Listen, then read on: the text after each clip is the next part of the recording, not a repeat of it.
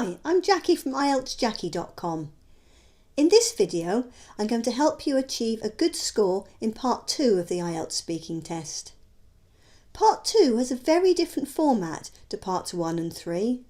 Understanding it is crucial to success, so that's where we're going to start. The total time for Part 2 is 3 to 4 minutes, including the introduction, preparation time and the talk itself. In the introduction, the examiner will give you a cue card with a topic written on it. As well as the topic sentence, the cue card will also have 3 to 5 bullet points telling you what to include in your talk. We'll look at an actual cue card in a minute, but first I want to outline the format of this part of the test so that you understand exactly what's going to happen. You'll be given 1 minute preparation time, during which you're allowed to make notes. You can refer to your notes while you're talking.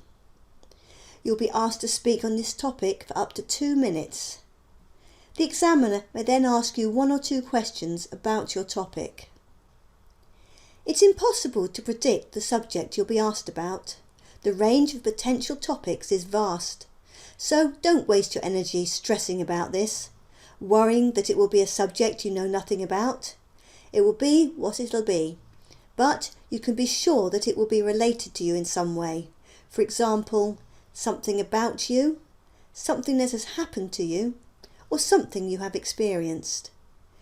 With the strategies and techniques I give you in these videos and on my website IELTSjackie.com, you'll be able to speak for 2 minutes on any subject you're given.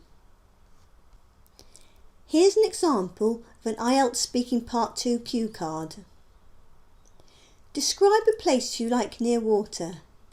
You should say where this place is, what you did at this place, who you went there with, and explain why you like this place. The topic is stated in the first sentence. In this case, it's a place near water. The 3 bullet points and final clause are a guide as to what you should talk about. Here's another example.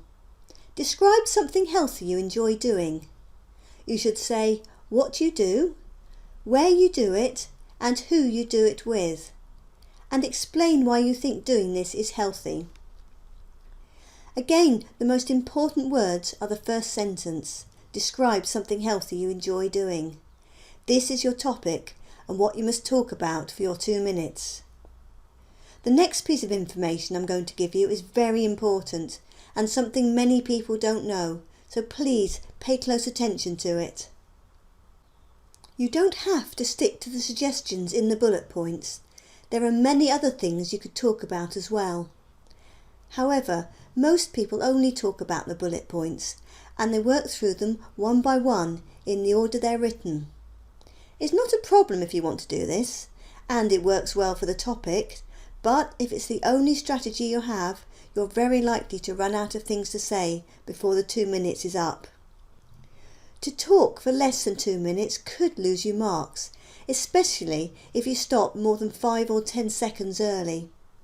Don't worry if you go over 2 minutes, as the examiner will stop you when the time is up, although they may let you talk for slightly longer.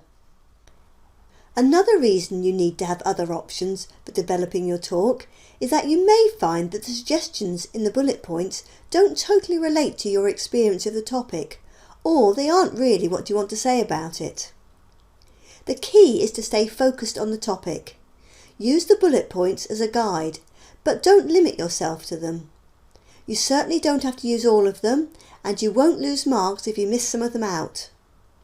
Knowing this will put you ahead of most students because the majority don't know it.